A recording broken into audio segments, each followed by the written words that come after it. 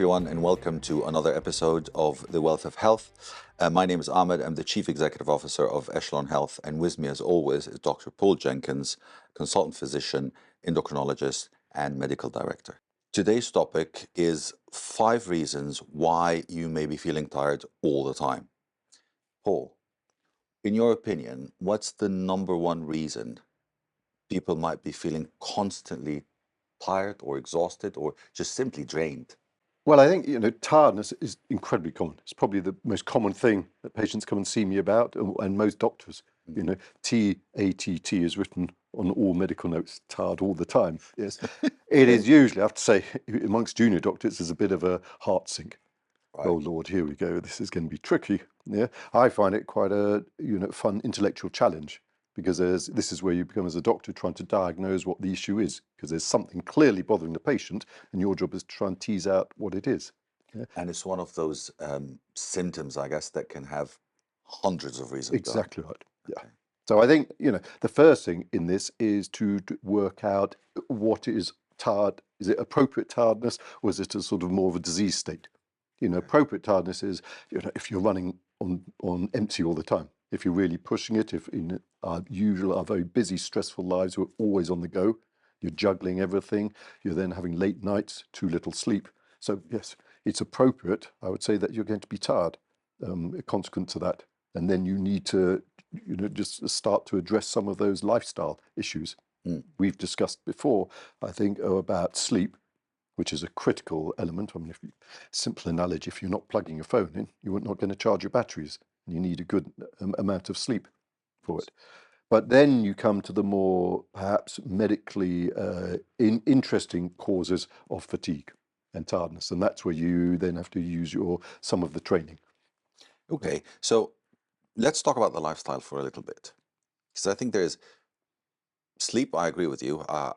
Almost everyone I know cannot get a good night's sleep to save their life.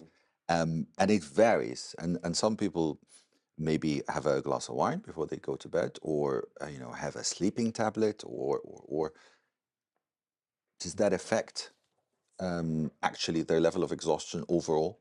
It will certainly affect your quality of sleep. Yes. Okay. So the simple things of which affects your sleep is, firstly, caffeine intake. It's very common. Yes, and if you're not careful, it's very easy. You can get into a vicious circle. Yeah. So you're feeling tired, so you have caffeine to pick you up, and then caffeine has a half-life of 6 to 8 hours. So if you have coffee after lunch, it's going to be still significant amounts can be in your bloodstream by the time you go to bed. So that can actually stop you from falling asleep. Okay. Alcohol is a great one to put you to sleep, but then our so-called reticular system, which regulates sleep, lightens, 2-3 hours after alcohol, so then you're more easily aroused. So you get a poorer night's sleep. So those are the two things. Getting off to sleep, as people know, is sleep hygiene.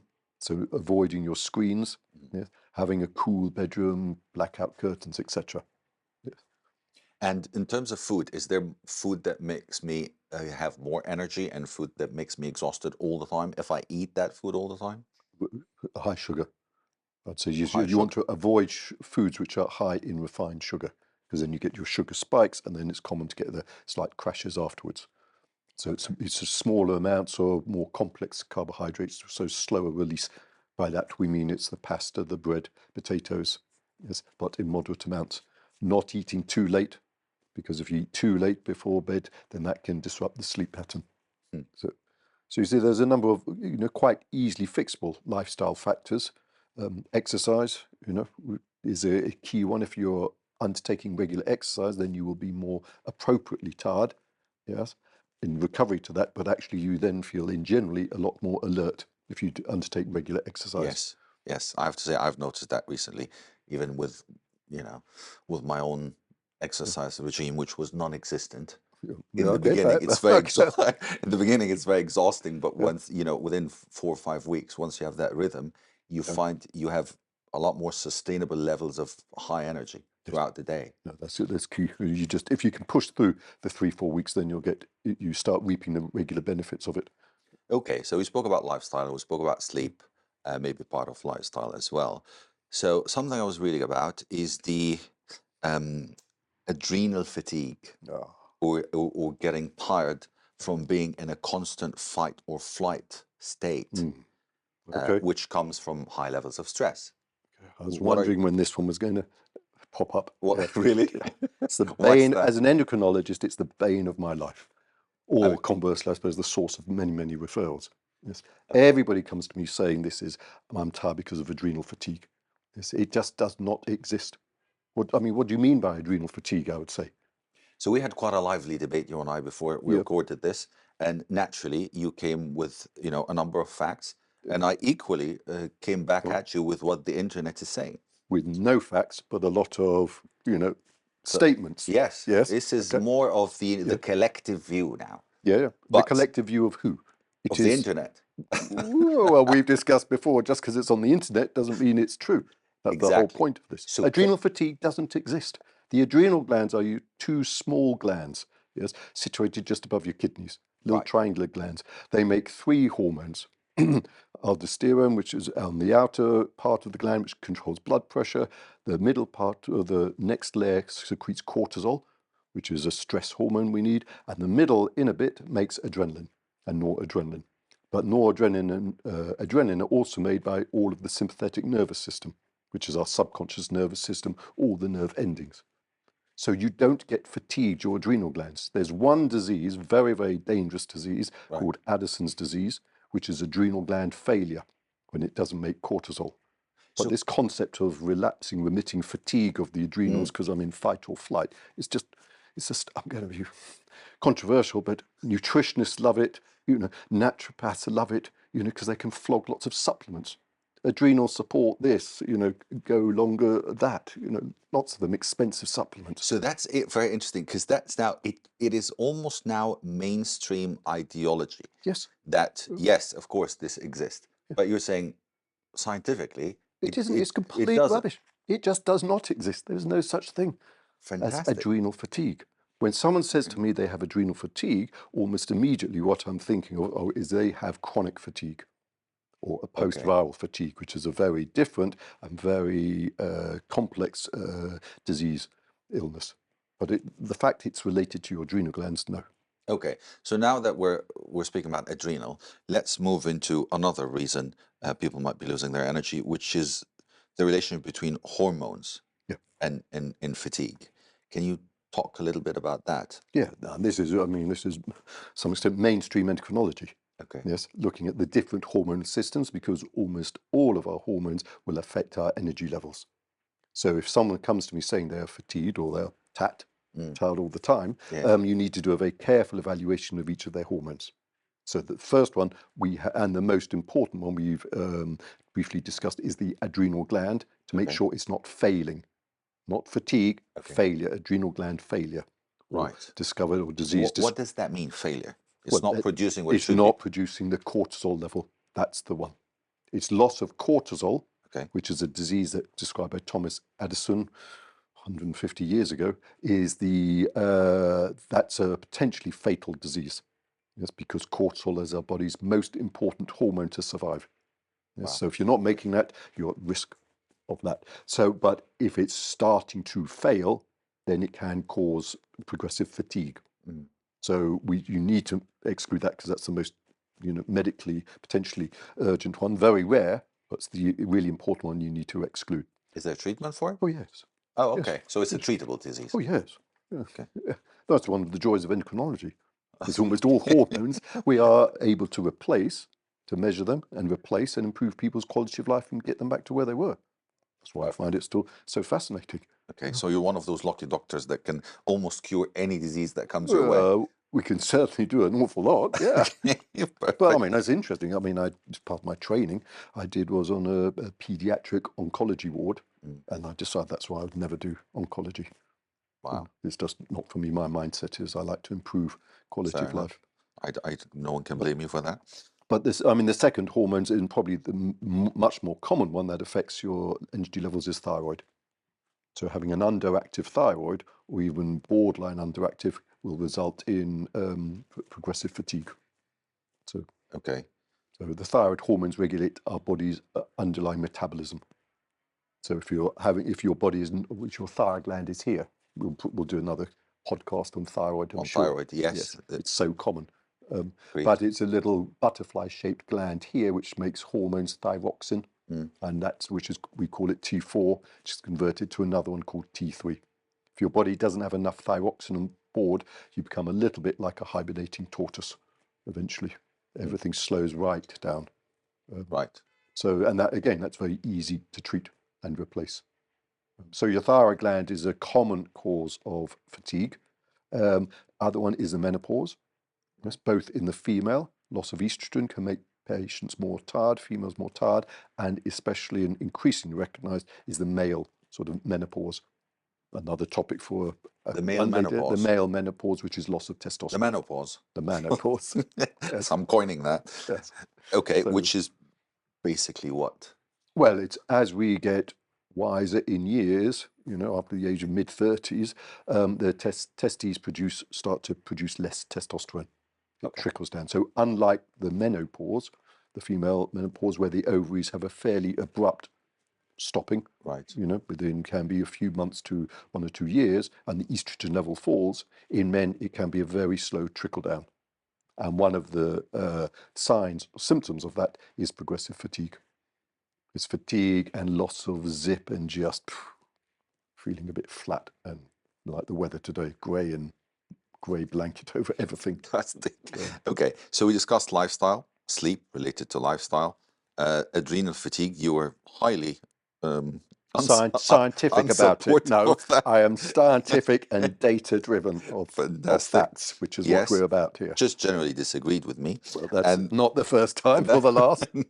and then we spoke about hormones, and we mentioned thyroid, menopause, or the male version of it, adrenal failure, growth hormone deficiency. What is that? So one of the other major hormones in the body is growth hormone, which is secreted by the pituitary gland, which is a tiny gland at the base of your brain. It's the controlling gland, and we rather sometimes pompously call it the conductor of the endocrine orchestra. Right. So it controls all the other glands. So it sends signals telling your thyroid gland to work, telling your testes to work, the ovaries to work, telling the adrenals to work. And one other hormone it makes itself is growth hormone, which does what it says on the tin. Stimulates growth, and we need it as we get generally in human beings. Younger before our bones stop, before we stop growing. It helps you grow, but in adult life, if you don't make enough growth hormone for whatever disease of the pituitary gland, one of the symptoms of that is fatigue. Right. So it's a fairly rare disorder of the pituitary, but given its size and its importance, it's always of immense interest to endocrinologists and especially neuroendocrinologists. Is that very common? No, It's not. no. But it can happen, and traumatic brain injury can cause it. Peter, that. Okay. Yeah. So it's another of the endocrine hormones that we need to exclude in evaluating someone who complains of fatigue. Okay. And something else I've been reading about, I'm sure you might be interested in that, is the mitochondria. So ATP, or adenosine triphosphate. Yeah. Exactly. And it's, from what I've learned, that this basically allows the energy stored inside the human cells to be utilized for various activities of the body. And without ATP, well, there's nothing we can do, actually. And also, it starts to tail off, or its presence in the blood tails off as we get older, as in just natural process. We have less and less ATP in our blood. Is that? It's ATP lasts a very short time within cells, but it generates the energy cycle as part of the energy cycle of cells. Right. And you're absolutely right. It is highly probable that in some causes of fatigue, and the biggest one I probably want to come on to discuss, the mitochondria work less well. So for whatever reason, and we still don't understand it, but they are less efficient in generating the ATP and the energy stores, or utilizing the energy stores. And so that's the cause of fatigue. Although one of the underlying reasons for the fatigue, quite the precise mechanisms as to why they don't work. Is there a supplement for that? Not really. It's possible. There's a lot of supplements which are claimed. But this is where we're getting into in this, as you will appreciate, and from your lot of reading, it's a very murky world. of Yes, science. that's where I live. And yes, I know that. Yes, I and I I'm love well above the murky water worlds level is my in thing. Yes. facts in medicine and science. Yes, Okay. but the supplements for mitochondria, whether they really help or not, Mm. there's certainly, for some of them, there's considerable anecdotal evidence that patients say, I don't think it will do you any harm. Ones such as CQ10, coenzyme Q10, NADH, which is part of the mitochondrial chain, I thought that maybe they can help. And certainly some patients feel it helps. So for those, I'm quite happy to, to sort of semi-endorse them. Okay. So I think we're pretty much for everything we covered, there is a solution, a very clear solution. It's not always clear. For Oh, these it's not. diseases I've said so far, So yes. for the hormones, But for absolutely. hormones, it's easy. Lifestyle, well, lifestyle, it's more on you than anyone else, kind of. That is So true. it's just down to us to change Yes. that. Adrenal fatigue, no way. One more thing I've been kind of researching a little bit, which is post-viral fatigue. Yeah. So maybe we need to dive into this one a little bit more. Yes. Someone may or may not be aware that they had a virus, Correct. and since then they start their day on absolute nothing, on zero energy, Yep. and it goes on and on. I mean, I personally know a friend who had COVID, and Yeah.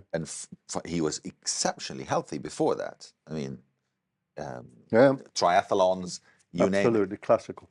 But he actually got hit by the hardest Yes. out of all. What is the origin, or Okay. how does that, what happens in the body that we get something called I'm using COVID as an example of a virus, but I'm sure there are others Okay. that generate the same. Yeah. No, and this is the biggest cause of fatigue and probably the most common thing that I see, because patients who TAT, we keep going to that Yes. acronym, come to me and say it's my adrenals fatigue or it's my thyroid as a cause of my overwhelming fatigue. And I actually, post-viral fatigue stroke chronic fatigue, yes, which is the same thing, used to be a version of ME, it's all actually the same thing. And I can say 30 years ago, I was a disbeliever of it, like many medics still are. Okay. Your eyes roll up when a patient comes in and you go, oh, God, this is going to be a nightmare, and it doesn't exist, and it's yuppie flu and all the rest of it. And Wow. then over the years, I've learned that, with patients consistently in their symptoms, and you've excluded thyroid disease, you've excluded adrenal disease, all the other causes, that there really is something in it. And then the more you see of patients with it, you realize just A, what a real illness it is, and B, how incredibly disabling it can be. And the absolute classic is someone like your friend, you've just said. It's an illness that seems to affect high achieving adults. Women more than men, for reasons we're not clear, about 70% women. And these are the real driven people, they're exercising, not holding down very high powered jobs, very intelligent. They are not,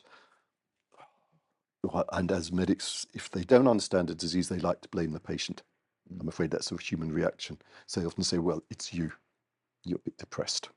That's the easy deflect answer. Okay. Wow. I don't know about it, so I'm going to put the blame on you. Okay. And what do you mean you're tired? Well, we're all tired. Your blood tests are fine. You look all right. You say you're tired. So you're not really, just pull yourself together. So how do you test for something like this? Well, there's a certain features in the history. It's a tiredness that you cannot describe, you can't appreciate until you've had it yourself. Wow. Patients, it's as though they repeatedly tell me, so someone's literally pulled the plug out. There's absolutely nothing there. I had it for a day once. That's what I remember, after a flu-like illness. And I wanted to get up from the sofa. I just couldn't. Just no energy to actually get up. And some people live with this. Exactly right. And that's why it's so disabling. And especially like your friend, they've been previously running at 100 miles an hour. True. Bam, they get an illness and hit the wall, dead. Yes, and suddenly they're just poleaxed. They just can't do everything. They're used to running very, very high achievers, as I said. So the features of it are you have this overwhelming fatigue. There is some day-to-day variation in it. So not every day is the same. Some days you feel a little bit better, you can do it. And the next day, for no obvious reason, you're wiped out again. You get post-exertional, what's called post-exertional malaise. If you exercise, you're completely wiped out. Yes. You get joint pains, muscle pains, headaches. classic features of it associated with severe brain fog, difficulty in concentrating. Right. So if you're a high achieving person, you can imagine, you've got the no energy to do your work, and even when you try and work, you just can't concentrate. And I think the last thing is you get very, very common is sleep disturbance, either difficulty in getting off to sleep, disturbed sleep, and always waking up unrefreshed. Right. So it's a really big, and how common it is. It's estimated 2 million people in this country still suffering with long COVID. 2 million people. Yeah. Long COVID is another version of post-viral fatigue, as you alluded to. It's just the doctors who, when COVID first came to prevalence, the doctors who first saw patients with the symptoms of it, the long COVID, had never really looked after patients with post-viral fatigue. So they gave it this new sexy name, long COVID. Right. But it's post-viral fatigue, just with a few little nuances to it. And so you detect for its presence by just detailed family history and maybe eliminating some of the other It's a conditions. classic. Is the diagnosis of it is the history has to match with these features I've told you. Yes. You have to exclude or do a careful evaluation, exclude other causes of fatigue, many of which are the hormonal ones we've discussed. But make sure you're not anemic. Do the liver and kidney tests. Make sure there's no autoimmune condition. Right. Those are the common causes. And then it's the vitamins. Yes, and in my experience, I don't think of, literally hundreds and hundreds of patients I've seen with it, anyone has had normal vitamin D levels. Wow. So, and that is so easy to fix. And actually, on that note, we will put a link in the description to our detailed podcast about vitamin D. I think there's lots of good information that you can get out of it as well. Yeah.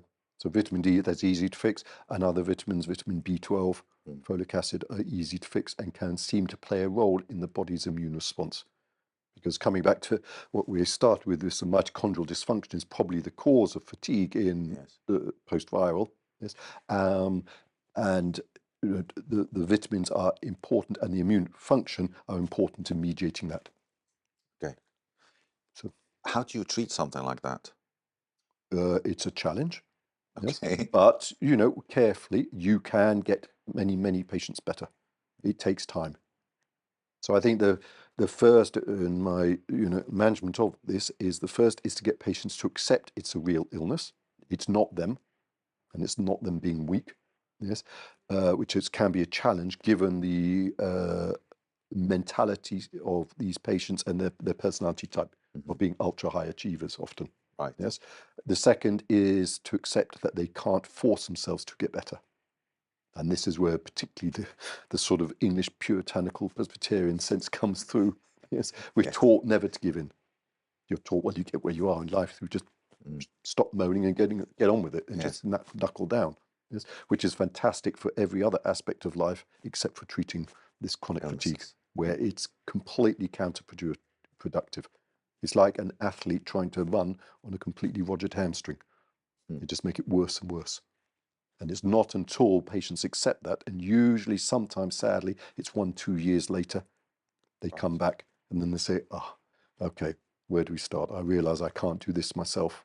I've been trying to fight it and force myself to keep going, and I'm not. So, and then so basically you have to go back to basic. You have to reduce, one, surrender to it. you have to accept it. Right. And one of the issues, the challenges of it is because you look well, the patient looks well. And so often their partners, and so at work, and their partners can think, oh, well, come on, you're swinging, taking the mickey a bit. You could do more if you want to. A bit like man flu. Yes, a whole different aspect. I know, terrible disease. Yes. But you do have to go back to the basics, and they have to accept reduce their overall energy expenditure.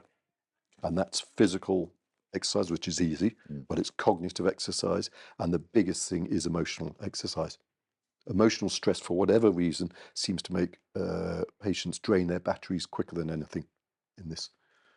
So trying to become sort of slightly, without sounding too hippy-dippy, but a bit more Zen-like, accepting.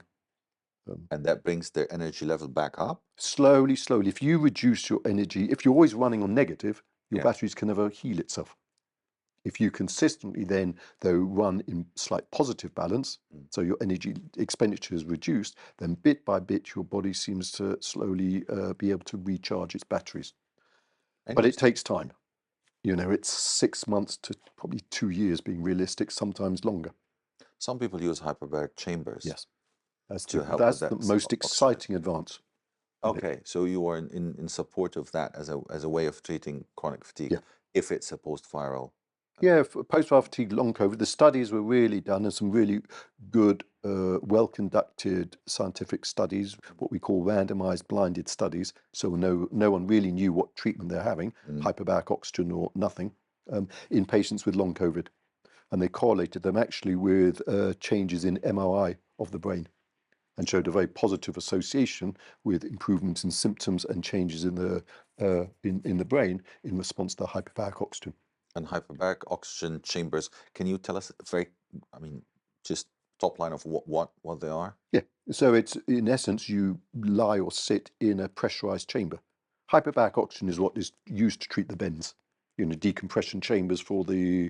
divers. Yes. Yes, they've been used and known about for 30 years or so, and used in patients with multiple sclerosis. Mm. They've been shown to be very beneficial, and there are a number of multiple sclerosis charity centres which operate hyperbaric chambers. Okay. And they now often will treat patients with long COVID, post-viral fatigue. So it's been used for patients with poorly healing ulcers, diabetic ulcers. Mm. Been shown to improve that, improve fractures, difficult to heal fractures. So some There's a lot of benefits. cancer patients, yeah. So it's not sort of Mm. what do we call them, Mickey Mouse or spurious. Mm. There's good science and data behind it, and Okay, these and studies have shown that in long COVID it was beneficial. You need probably a minimum of 10 sessions, and they should be as close together as possible. So Monday to Friday, okay, ideally. Having one session a week doesn't work, right. and you've got to be in their chamber for 60 to 90 minutes. Mm. So it's not insignificant, commitment. And I usually tell patients, give it 10 sessions. If you haven't noticed anything after that, it's probably for you not going to work. Okay. But So, some patients, the majority of patients find it to be beneficial. Some patients absolutely transformational. wow. So, and then they will often carry on then with a maintenance of, say, one a week. Okay. So they kind of have to give in, or at least accept the condition, reduce the energy level, maybe consider the hyperbaric chamber. What else forms part of that treatment of that? Optimize all of their hormones and their vitamins. Okay. So even if the hormones are low normal, say for the thyroid, I like to give them supplements to get the levels into the high normal range, so I can then park it and say, I know your thyroid gland now has got nothing to do with symptoms. Yes. Sometimes if the adrenal glands are not working properly, a little top up of cortisol hormone. Some patients respond very well to that. And then it's the real thing, I'm afraid, is the slow, carefully supervised rehabilitation. Right. And it just patients to be guided as to what they can do, and bit by bit. And it's a case of very much 2 steps forward, 1.5 back. So it's not a smooth progression. Mm. So patients need to be supported during the down times and when they're unwell. But the overall trend is the vast majority of patients get better. And I've had many patients from being almost completely bedbound. Right. They just have no energy to get out of bed, to going on to Oxbridge to study, highly intense courses. One patient went on back to the Olympics. Wow. So it can, it does work. Can be It transformational. can. It's not all as doom and gloom as people think. It just takes time and slow, steady. Okay. Well, that is a positive note. It is. No, it's very positive, and it's And I think we've covered pretty much 5 or even maybe 6. probably Any, dispelled maybe a few myths along yeah, the way, I true. hope. You took one of my reasons. Yes. Okay. Anything else gets an honorable mention as a cause or of constant tiredness or constant fatigue? Any other No, reasons that you can think about? These are I primarily think we've covered most most of them. Because, as I said, if you've got real significant disease, you need to be evaluated for all for all of that. the common causes. Yes. Well, I think on that note, this pretty much covers all the points we wanted to discuss. Thank you everyone for watching. If you did like the episode, please like and subscribe and share the video.